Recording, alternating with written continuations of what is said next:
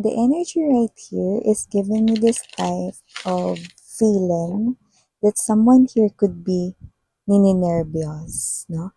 Kinakabahan, no? Meron tayong energy na nakukuhang ganon. Let us see kung saan nanggagaling yung ganong klase, no? Ng feeling.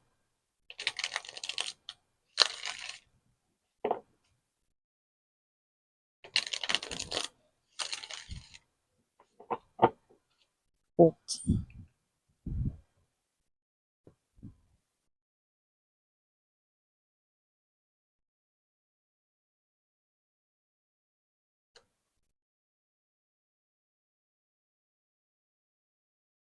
I think the communication right here is about to happen. And it looks like kung ano man tong klase ng communication or pag-uusap na to, no? But timeless ito, pwedeng nangyari to sa ibang pag-uusap na to, like tapos na, nag-usap na kayo, no? Or yung iba naman, mag-uusap pa lang kayo, no? But this is kind of a serious talk right here.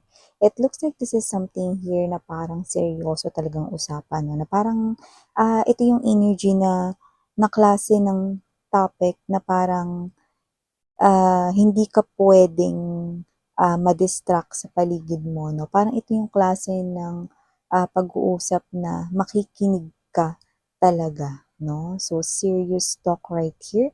An adult communication is about to happen or nangyari na. Yan, no? So, tingnan natin dito.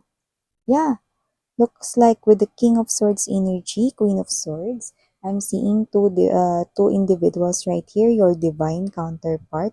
So there could be some kind of relationship kayong dalawa.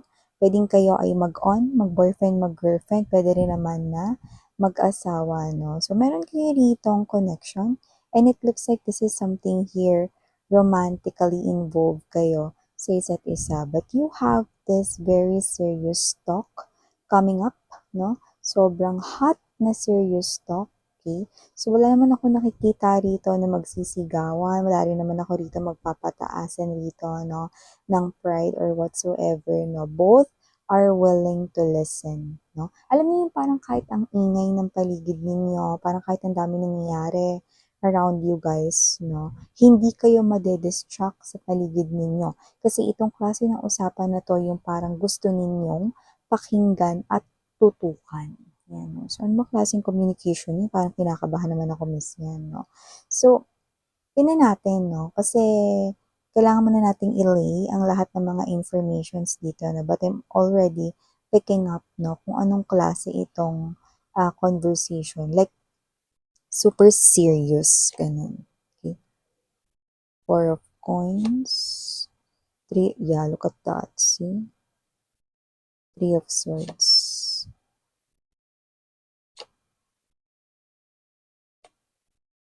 Oh, strength card, 10 of wands, 3 of coins, king of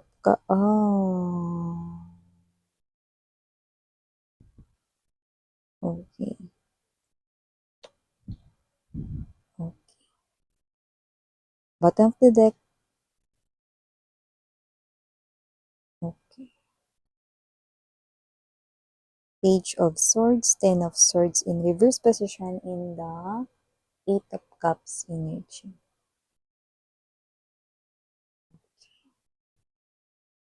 Serious nga. So, hi and hello there, collective. My name is Yan. Welcome new subscribers. And to my returning tambayers, thank you sa inyong walang sawang pagtambay, mga babes. And yun nga, lahat tayong gender dito sa babae, lalaki, LGBT, lahat ay welcome. Pwede nyo rin pong iswitch at pagpalit-palitin yung mga roles dahil ito ay isang general reading. And at the end of the day, everybody, you hold your free will with you. Like malaya nyo yung gamitin, gusto nyo i-claim yung mga messages or hindi. So, if hindi nyo pa knows, meron pa po tayong isa pang channel kung saan nag-upload din tayo ng collective readings every day. But just pick up only the messages na nag-resonate for you guys, no? So, ang link niyan ay nilagay ko down below sa ating description box. So, i-click nyo lang yan para makabisita kayo doon. Kung gusto nyo magstay doon, you can subscribe and hit the notification bell para updated kayo, no? Kapag ka-freshly uploaded na ang ating mga video readings. But syempre, timeless ito. So, meaning to say, kahit na ano pang oras mo ito matagpuan ng video na 'to 'no, kahit na ilan pang dekada, siglo mo 'to bago mo 'to matagpuan, ibig sabihin yun pa lamang 'no, yung tamang oras upang iyong mapakinggan ang mga nilalaman 'no, ng ating mga reading. Yes 'no, kahit pa matagal ng uploaded 'no, kung, ikaw ay tinatawag ng isang video reading, then ibig sabihin 'no, it's about time you need to know the messages. So, yun nga, no? So, nakikita ko dito, you are divine counterparts right here. And this serious talk has something to do with Four of Coins energy, Three of Swords right here, no? Strength card.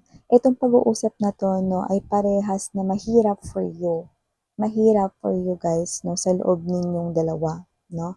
Pero, mas mahirap ito para sa isa sa inyo. Pero, yun nga, no, pwede nyo i-switch yung mga roles dito, na para sa mas napipick up ko mga babes, no? Meron ditong masigit na nasasaktan and I'm picking up, it's from this person's side, the one that you're dealing here, no? So, nakita ko dito, no, na itong pag-uusap ninyo with this Eight of Wands energy, Queen of Swords, and then the King of Swords energy,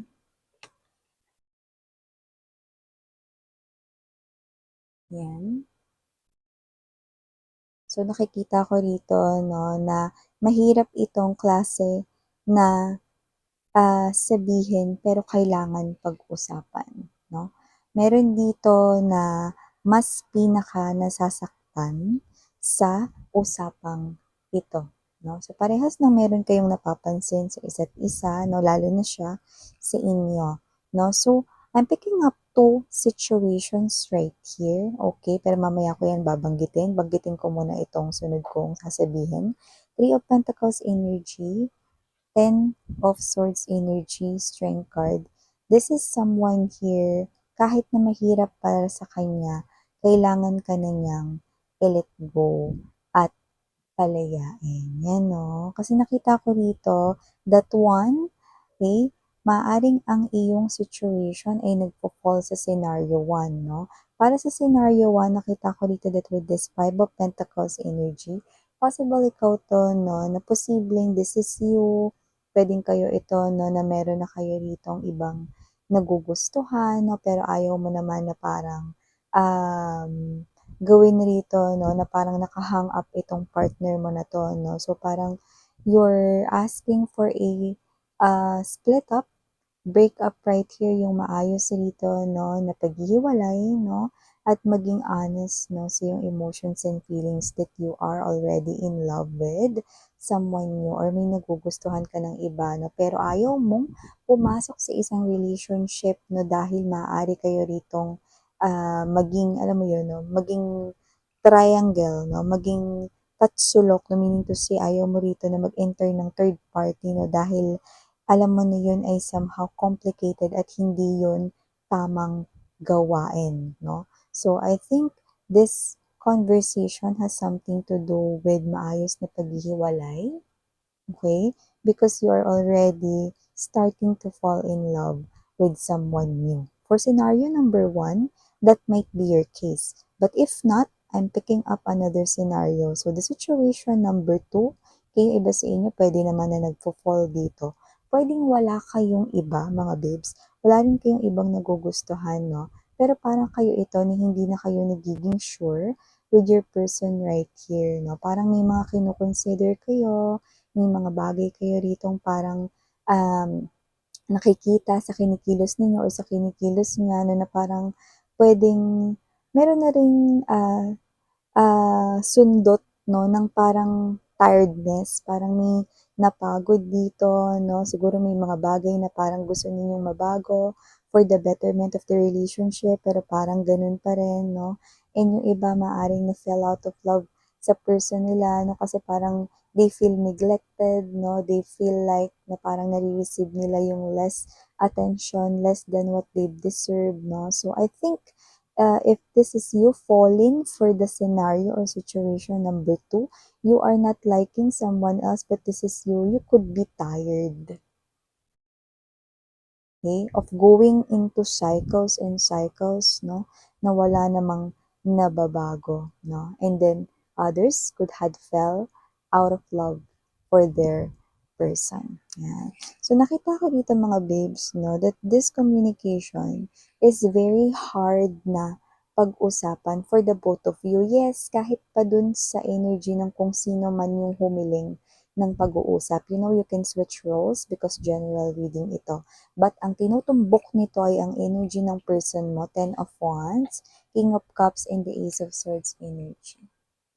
Okay? Kung saan ka liligaya, yan no, wag mo na daw siyang isipin pa. Yan no. So parang siya ito mga babes, no, I'm getting that softness vibe from that particular na nakuha kong mensahe. So meaning to say, wala ritong bahid na galit, hindi siya galit rito, na wala ritong bahid ng panunumbat or ano man ritong negatibong reaksyon, no. Hindi sa wala siyang pakialam, kundi mga babes, no, with the King of Cups energy, this person here would like to grant your wish because alam niya rito mga babes, no, ang iyo ritong sitwasyon at pinagdadaanan, no. Ngayon, kung ikaw man ay meron ng gusto sa iba or nagmamahal ng iba, no, dahil may pagmamahal siya sa'yo, this person here is setting you free, letting you go, no, kung saan ka liligaya, no.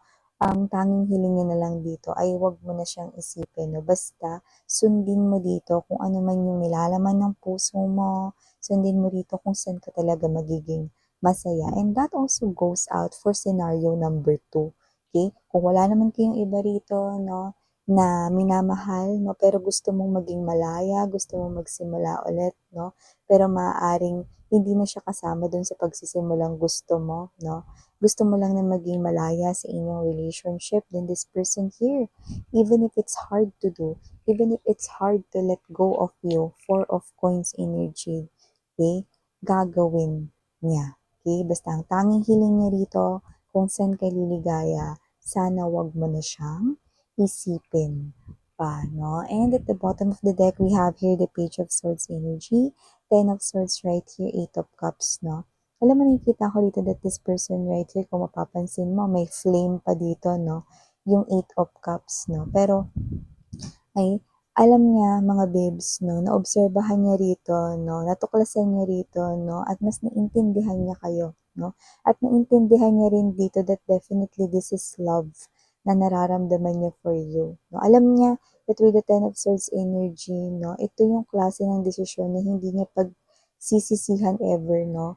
Na palayain kayo at ibigay ang inyo ritong kagustuhan, no? Bakit? Dahil yun ay isang uri ng katapangan with the Strength card energy, no? Yung matapang mo rito mga babes, no? Na ibinibigay ang pangarap o kagustuhan rito ng taong minamahal mo kahit na ang ibig sabihin nito ay maglaho siya sa buhay mo. No? I know, no? That could be some kind of a heartbreaking situation right here, no? But this is the type of love, no? Na parang sinasabing sa sarili niya rito, no? You know this man, this woman right here, no? Na kadil ninyo, this person knows when to fight and when to surrender. Especially if ito ay involved na kayo at lalong-lalo na no, kapag ang happiness ninyo is on the line. Mas uunahin niya yun, no, kaysa sa kanyang sarili. So if this is something here, no, na parang nilet go niya kayo, it is not because this person here do not love you, but this person here loves you this much. Remember, the King of Cups energy is the type of courtier right here, no, that living in his or her own small island, no. So, meron siya ditong pagmamahal sa inyo, pero alam niya rin na marami rin siyang pagkukulang sa inyo. Alam niya rin na meron din siyang parte dyan, no, kung bakit ganyan at nag-end up ang inyo ritong connection. Yeah, he definitely knew that. She definitely knew that, no. Wala tayong gender dito, LGBTQs, of course, welcome din kayo, but this person here, ang tanging hiling niya na lang dito ay sundin mo kung saan ka magiging masaya at huwag mo na siyang isipin pa, no. Ibig sabihin, ayaw niya, no, na mag-guilty kayo or whatever dito, no. Basta, ay gusto niyang sabihin dito na kung saan ka daw magiging masaya. Parang in other words, no, nakuha ko dito na parang kung saan ka magiging masaya na rin siya for you. Even though this is something here that's very difficult at mukhang mahihirapan pa siya rito na parang um, makaalis sa ganitong situation for long. This heartbreak, this difficulty, this challenge right here, no? Pero pasasaan ba, no? At sa tuwing iisipin niya rito na naibigay niya ang inyo ritong kaligayahan, then parang yun yung mas nakikita niya rito, no, na magpapalaya sa kanya sa situation na ito. So yeah, these are all the messages we've got right here for you guys, no? So again, in your Yana on me and Sarang Love and Light. And yan.